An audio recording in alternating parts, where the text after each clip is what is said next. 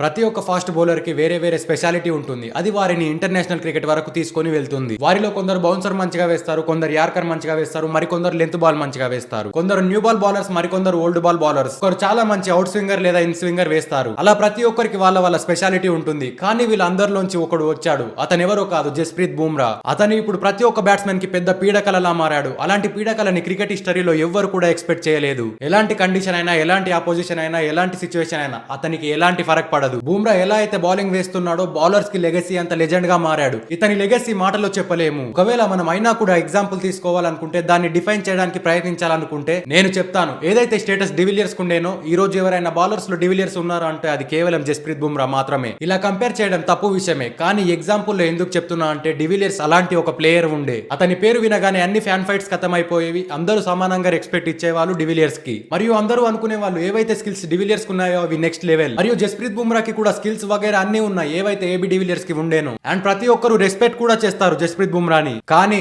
ఆయనకు దక్కినంత ప్రశంసలు మాత్రం అందడం లేదు.